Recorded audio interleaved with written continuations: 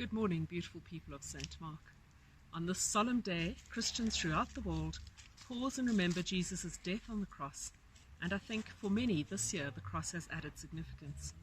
I'm sure, like me, all of you have seen the images of deserted streets, of packed hospitals, and people gasping for breath.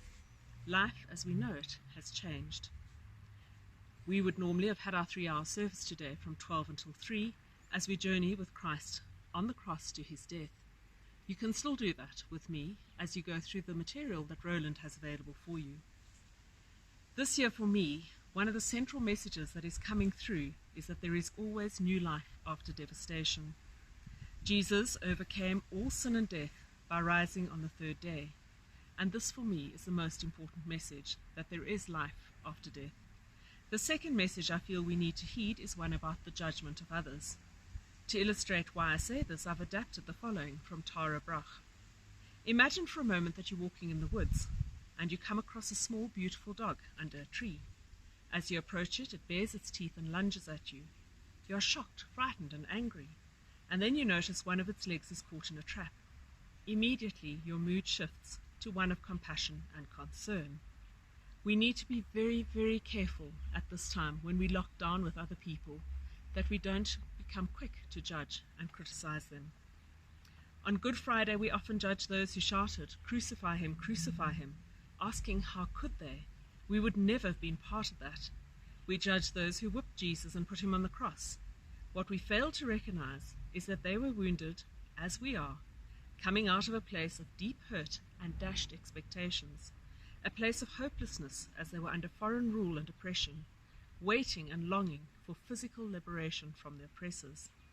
After all, they had expected the Messiah to come on a warrior horse and overthrow Roman rule. So we mustn't be quick to judge them, because we might have been one of them. On Good Friday, as we suffer with Jesus, as we relive the crucifixion, as we go through the agony of the cross, I hope that we can see that the cross is also a symbol of faith and hope and victory and love. The cross helps us replace fear and anxiety with faith, hate with love, and despair with hope. People of other faiths have often said to me, how can the cross be a symbol of hope when it was an instrument of torture and death?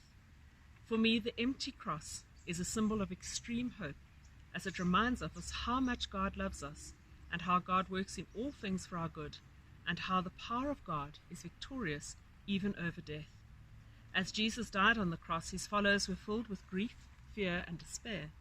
3 days later, when they encounter the risen Christ, those same people are filled with hope and love and excitement, and they become fearless ambassadors for Christ, wanting everyone to know and experience God's love. My prayer for you and your loved ones this Good Friday, as we can't be together, is that as you journey with Jesus to the cross and through the agony of his death, you will be open to surrendering all that you are to God, undergoing your own little deaths in a way, as you make room for God to be birthed anew within you on Easter morn, helping you to embrace your authentic self and grow to your full God-given potential. And remember, how we think does matter, even as we need to move beyond our thoughts. The crucifixion is messy and painful and seems hopeless, but it brings tremendous blessing and life everlasting. If your life is messy right now, as most of ours are in this lockdown, just accept that as human beings sometimes life is messy. Instead of thinking, I can't do this, know that we can do all things with God. Instead of thinking that somehow we failed, we need to realize that we're learning. And instead of asking, why is this happening? Maybe we need to ask ourselves, what is this teaching us and how can we be different? All of us have the opportunity each moment of each day to be completely transformed. And through the power of God's indwelling spirit, we can truly do this. The cross teaches us that nothing is permanent. None of us are stuck. We have choices. We can have new thoughts. We can learn new things. We can do life differently. All that is needed is for us to change our perspective and be open to the creative power of God. I see this and all of this on the cross.